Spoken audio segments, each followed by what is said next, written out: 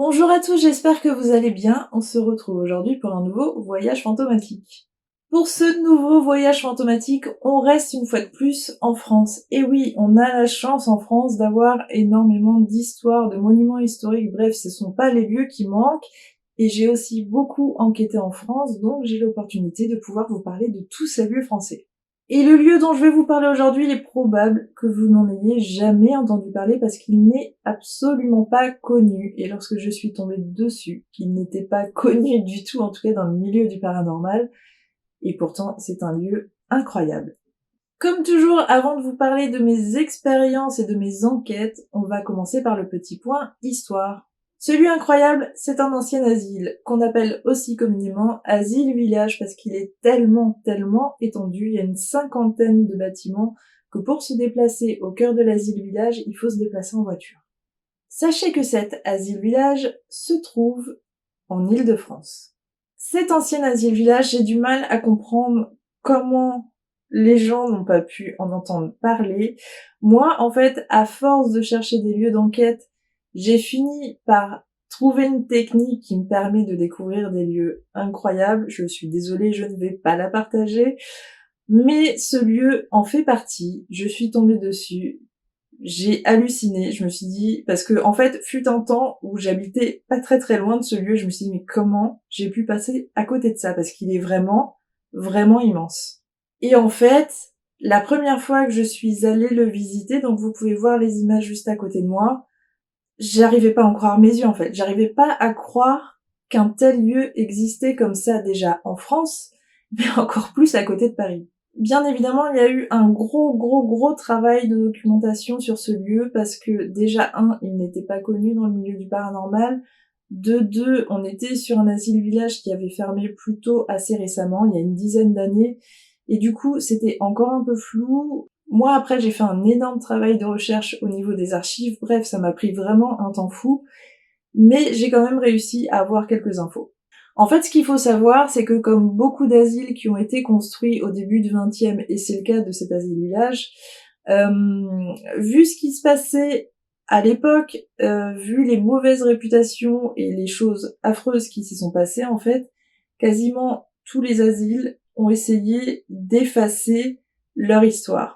Et c'est ce qui se passe avec cet asile. C'est pour ça que c'est très compliqué de retrouver l'historique. Mais que c'est pas impossible. Donc, comme je vous disais, on est sur un asile-village qui a été construit au début du XXe siècle. Comme tous les asiles au début du XXe siècle, il y avait une sorte d'idée de vouloir faire des villes parfaites, de mettre dans ces endroits des personnes qui pouvaient gêner un petit peu la société. Donc on allait retrouver tout type de pathologies, des personnes alcooliques, des personnes qui pouvaient être influencées par les drogues, des personnes qui pouvaient être atteintes de maladies mentales, etc. Mais en tout cas, au tout début, il n'était pas question de guérir ou soigner ces patients, mais seulement en fait de les regrouper dans un endroit pour qu'ils ne soient pas dans les villes. Je vais pas entrer dans les détails, mais en fait cet asile n'a pas été différent des autres dans le monde, en fait, malheureusement, c'est-à-dire que il va suivre exactement ce qui s'est passé pour tous les autres asiles, pas de soins, très peu d'infirmiers, des patients complètement à l'abandon, complètement mal nourris, maltraités, etc. Il faut savoir aussi que l'asile village, en fait, vu que c'était tellement immense et pas toujours rempli, a été réquisitionné pendant les 2 guerres mondiales et du coup servait à cette époque d'hôpital de guerre. Il y avait en permanence, en fait, à l'asile village, un taux de mortalité qui était assez étrange parce que à la base, les gens ne venaient pas pour se soigner, comme je vous disais. Enfin, ce sont des personnes qui avaient des pathologies, plutôt des personnes qui étaient atteintes de maladies mentales. Et malgré tout, il y avait en permanence un taux de mortalité qui frôlait les 10%. Mais il y a vraiment eu un pic en fait pendant la Seconde Guerre mondiale où de toute façon c'était compliqué partout en France avec cette guerre.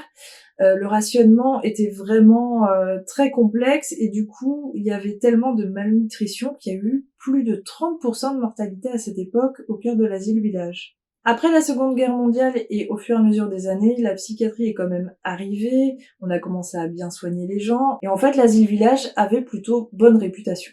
Et c'est un asile qui a vraiment fini par fermer sur le tard, puisque je vous dis, il a vraiment fermé il y a une dizaine d'années. Et ce qui est assez fou, en fait, c'est de savoir qu'aujourd'hui, eh bien, ce lieu n'existe plus. que moi, au moment où je l'ai trouvé, en fait, il était en pleine transition. Il était sur un entre-deux où vraiment il avait été racheté, mais les travaux ne commençaient pas encore, et où j'ai eu un laps de temps d'1 an et demi pour en profiter, et que ça a été complètement dingue. Aujourd'hui, n'essayez pas de retrouver ce lieu, puisque ce lieu n'existe plus, en tout cas tel que je vous en parle aujourd'hui. Ça a été complètement détruit et reconstruit. C'est une résidence très jolie avec des parcs et des commerces. Ça n'a rien à voir avec ce que j'ai connu, ni rien à voir avec ce que c'était avant. Donc sérieusement, n'essayez pas d'aller sur place pour tenter une enquête ou je sais pas, parce que je pense que vous allez être très très mal reçu. C'est vraiment une résidence privée. Et voilà, c'est une résidence qui est passée complètement à autre chose. Alors, c'est vrai qu'à l'époque, je me disais: «Mon Dieu, c'est terrible, ils vont détruire cet endroit, avec cette architecture incroyable complètement à l'image, du début du XXe, enfin c'est quel dommage quoi». Enfin ça me touchait beaucoup en fait, puis c'est surtout que c'était un lieu tellement incroyable où j'ai fait tellement d'enquêtes que j'étais vraiment triste en fait de savoir que les bâtiments allaient être détruits, que, s'il y avait des fantômes ou des entités, qu'ils allaient potentiellement être, on sait pas en fait ce qui se passe une fois que, les bâtiments sont détruits, des lieux sont détruits. Donc ça me perturbait pas mal et puis aujourd'hui quand je me demande, je me dis: «Mais bon certes, je suis hyper dégoûtée de plus avoir accès à ce lieu parce qu'il est juste, incroyable, mais quel serait l'intérêt de garder un lieu comme ça avec une histoire qui est plutôt tragique? Pourquoi le garder ouvert? Pourquoi le garder dans un état pareil? Puisque personne l'entretenait en fait, hein. C'était vraiment en très très peu de temps, en moins de 10 ans, l'état des bâtiments à l'intérieur en tout cas, on aurait pu penser que c'était abandonné depuis 100 ans en fait. C'est assez hallucinant, mais c'était juste abandonné depuis 10 ans. Et si ils avaient continué à laisser ça comme ça, en fait, je pense que ça se serait rapidement effondré, enfin ça serait devenu n'importe quoi. Donc oui, il fallait, donner une nouvelle peau à cet endroit. Après oui, c'est vrai que pour moi et les personnes qui ont connu cet endroit, c'est une énorme frustration. Donc, moi, quand je trouve ce lieu, à l'époque, j'organise des événements Ghoston. Donc, je cherchais en permanence des lieux nouveaux, des lieux qui nous permettaient d'aller un petit peu partout en France parce que l'idée était aller à la rencontre des personnes qui pouvaient peut-être pas forcément se déplacer, de pas rester tout le temps au même endroit. Et voilà, et c'était l'objectif qu'on s'était fixé avec l'équipe RIP, de se déplacer un maximum en France et en Europe. Et là, pour une fois, je trouvais enfin un lieu en Île-de-France et j'étais complètement, on était tous sous le choc, hein. Quand on a vu le lieu, on a fait: «Mon Dieu, mais c'est c'est quoi ce truc de fou?» Et donc, je crois que j'ai organisé dans ce lieu, il me semble 4 ou 5 soirées événements. Mais je crois que les personnes qui ont pu en profiter à l'époque pourraient attester et témoigner du fait que c'était un lieu unique. Mais alors, j'ai pas fait simplement 5 soirées Ghost Hunt, c'est surtout que j'ai réussi à organiser le Ghost Hunt de ma carrière, je crois, puisqu'en 2015, j'ai fait venir Grant Wilson de l'équipe Ghost Hunters en France. Et il a participé donc à une journée conférence, à une soirée enquête. On allait dans cet endroit. Et en fait, parfois, quand j'y repense, je crois que c'est le truc le plus fou que j'ai fait dans ma vie. Déjà parce que c'était un défi, un challenge immense de faire venir un enquêteur américain aussi connu en France. Certes, entre-temps, on était devenus très amis, mais il m'a quand même fait confiance, il est venu. Et en fait, j'ai eu l'opportunité de pouvoir rester avec lui toute la soirée, lors de la soirée Ghost Hunt. Les personnes privilégiées qui ont fait la soirée avec nous ont pu aussi enquêter avec nous, et c'était juste... En fait, le tout fait que c'était exceptionnel. Je crois que je ne vivrai plus jamais un truc aussi exceptionnel dans ma vie. Et donc ces images, vous pouvez les découvrir derrière moi. Je vais même vous mettre un petit passage juste après pour vous montrer un petit peu, parce qu'en fait, non seulement déjà on avait la chance d'enquêter avec Grant, donc bien sûr Grant ne parle pas français, donc c'est pour ça que moi j'étais tout le temps avec lui, parce que je faisais intermédiaire, en fait, je traduisais en permanence. Mais en fait, Grant a aussi bien laissé les gens enquêter, qu'il a énormément participé, qu'il a été de bons conseils, et en fait, il s'est passé pas mal de choses. On a eu cette chance-là, c'est-à-dire qu'il y avait une sorte de package qui était complètement complet et parfait. Du coup, allez, j'arrête de vous teaser, je vous laisse avec un petit passage.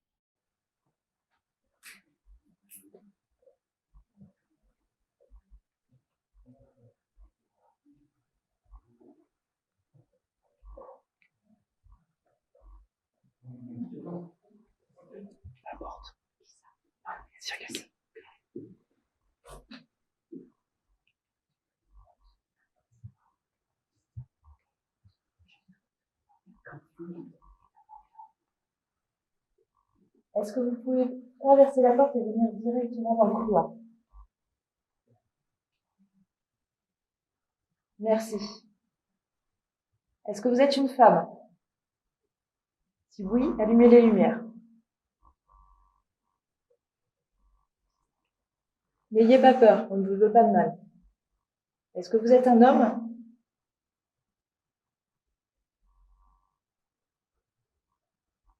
Est-ce que vous avez peur?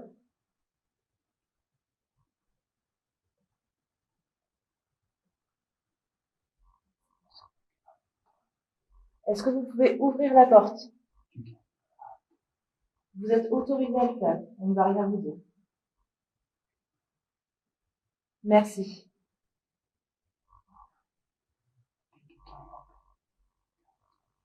Ce n'est pas fermé à clé, vous pouvez complètement ouvrir la porte. Est-ce que vous pouvez essayer de la pousser?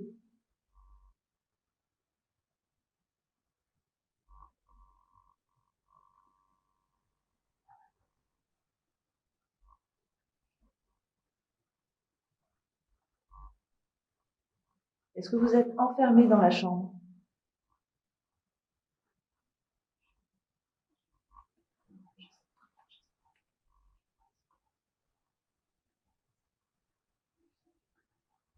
Vous êtes autorisé à sortir, vous n'êtes plus enfermé. Vous pouvez venir nous rejoindre dans le couloir. N'ayez pas peur. Merci.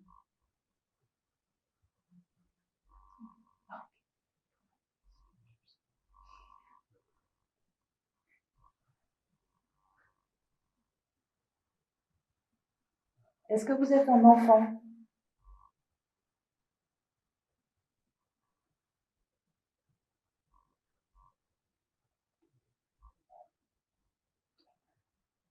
N'ayez pas peur des lumières, ça ne peut vraiment pas vous faire de mal, c'est juste pour détecter votre présence. Si vous vous en approchez, les lumières vont s'allumer. Essayez de vous approcher de l'appareil.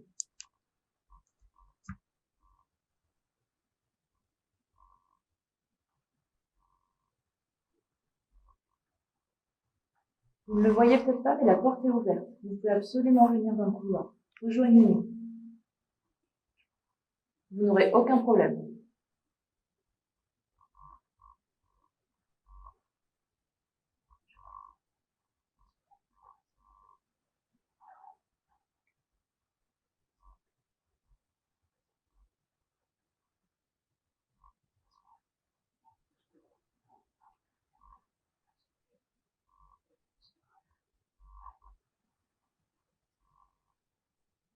Merci.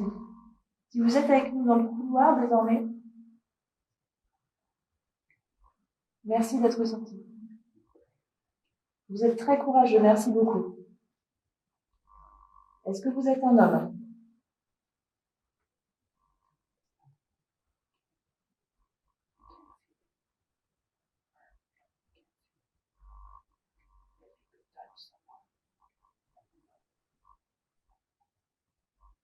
On ne peut pas vous voir malheureusement. Alors, si vous souhaitez montrer votre présence, il faut soit nous toucher, soit faire un bruit. Est-ce que vous pouvez le faire, s'il vous plaît?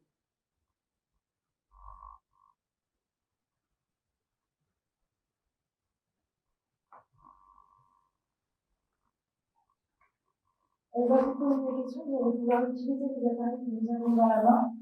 Pour répondre au oui, vous allumez les lumières. Comme ça, très bien. Et si vous voulez répondre non, vous n'allumez pas les lumières. Je vais vous poser des questions. Est-ce que vous êtes une femme?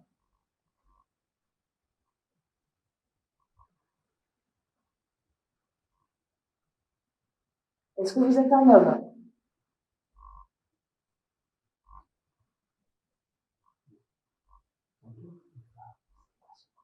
Ah.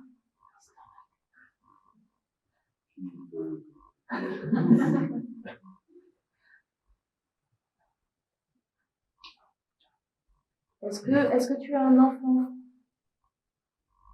Tu es une petite fille? Un petit garçon?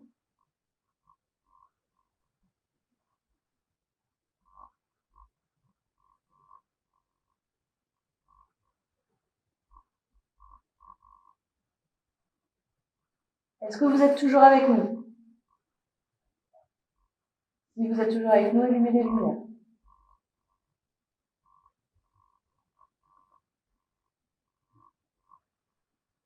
Donc, autant vous dire que je suis hyper nostalgique des fois quand j'y repense, parce que c'était quand même un putain de moment.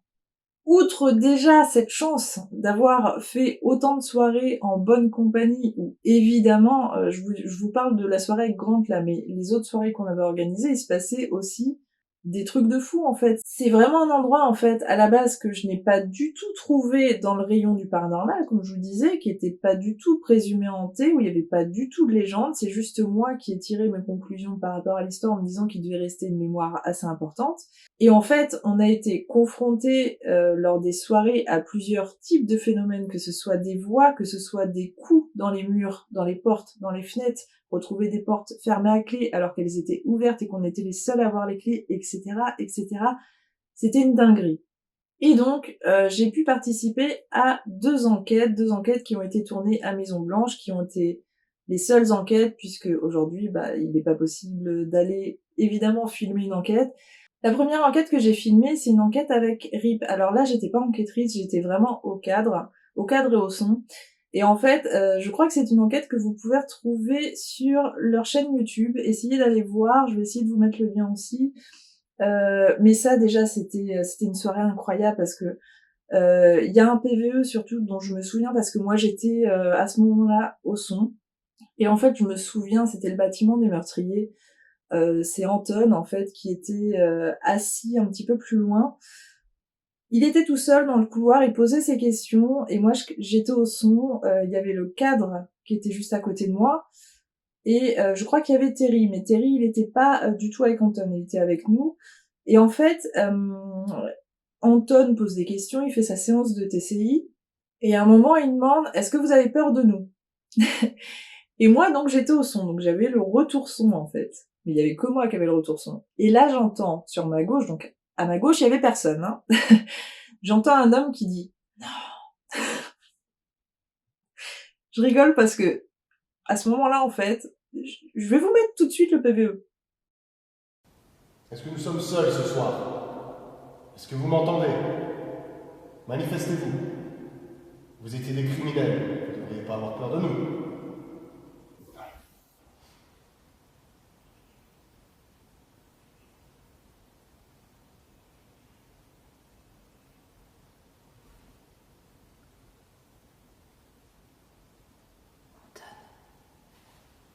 J'ai eu une réponse. Quoi? J'ai eu une réponse. Attends, j'ai pas entendu.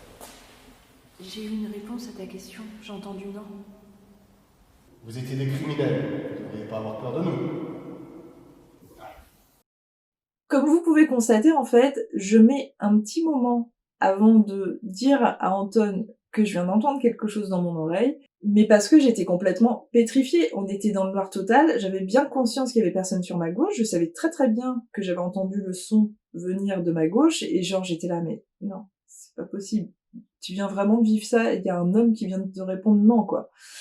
Et oui, il y avait un homme qui venait de me répondre non. Et après, on a aussi filmé une enquête avec La Nuit du Chasseur, où là, cette fois-ci, j'étais enquêtrice. C'est l'une des meilleures enquêtes, je pense, qu'on a pu faire, parce que, juste, voilà, comme je vous dis, c'est juste le privilège d'être dans un lieu comme ça. Et on avait sélectionné deux endroits en particulier, parce qu'en fait, comme je vous dis, c'est tellement immense, il y a 50 bâtiments. Bon, déjà, tous les bâtiments ne sont pas accessibles, parce qu'il y en a certains qui sont vraiment dangereux. Et là, en l'occurrence, on avait pris un bâtiment, et on avait pris le sanatorium. Et dans le premier bâtiment, en fait, on avait eu quelques bruits qui étaient vraiment étranges aux étages, et quand on montait aux étages, les bruits étaient en bas, comme d'habitude, hein, ça arrive très très souvent. Et après, on est arrivé au sanatorium. Sanatorium, il y avait déjà une ambiance qui était différente et qui était beaucoup plus malaisante. En fait, il y a surtout un moment en particulier qui a été assez affreux, en fait, qui est que moi et Vonette, qui avions un amplificateur, un retour son à ce moment-là, avons toutes les deux entendu un PVE, que les autres personnes qui n'avaient pas d'amplificateur n'ont pas du tout entendu, qu'il est absolument affreux et qu'on a juste trop flippé. Mais je vous mets la séquence. Dernière séance dans la salle de la télévision. Je retire le laser? Ouais, j'ai l'impression que, je sais pas, ça vaut peut-être le coup. Ouais.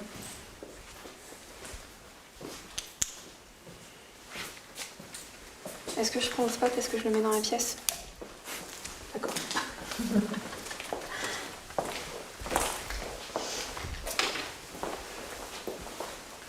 Donc on vous a entendu tousser ou en tout cas essayer de communiquer avec nous. Est-ce que vous pouvez essayer de recommencer?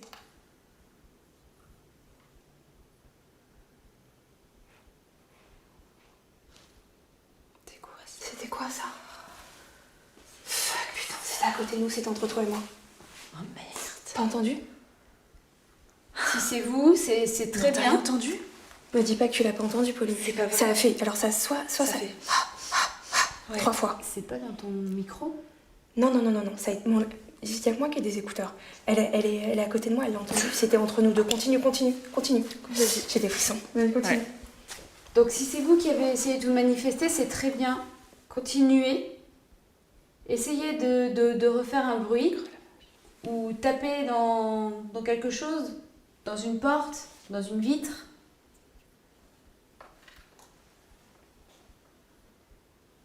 Donc on vous a entendu tousser ou en tout cas essayer de communiquer avec nous. Est-ce que vous pouvez essayer de recommencer?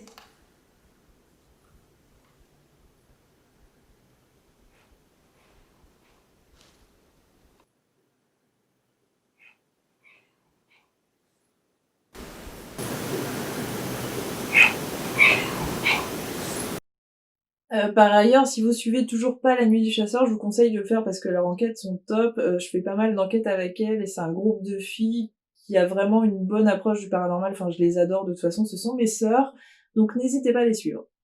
Donc voilà pour l'ancien Asile Village. Comme vous pouvez voir, c'est un lieu complètement fascinant, complètement déroutant, incroyable de se dire qu'un tel lieu se trouve en Île-de-France. Et vous voyez, quand on se fait un petit peu confiance, comme je vous dis, c'est un lieu qui n'était pas du tout présumé hanté, où il y avait aucune légende paranormale, mais quand on se fait un petit peu confiance, on se rend compte qu'en fait, bah voilà, forcément, l'histoire, la mémoire, il y a des choses qui restent, il y a des choses qui perdurent. Faut se faire confiance et faut pas hésiter à aller dans des lieux comme ça, même s'ils sont pas présumés hantés. J'aimerais pouvoir vous dire que demain je vais aller vous tourner une nouvelle enquête, mais non, voilà, on pourra pas compter là-dessus, mais heureusement on est en France, il y a énormément de lieux et énormément de lieux cachés. Apprenez à bien chercher vos lieux en fait, parce que c'est là que c'est fascinant, on tombe vraiment sur des pépites. J'espère que vous avez été aussi fascinés que nous avons pu l'être à l'époque, je vous fais des bisous et je vous dis à très vite.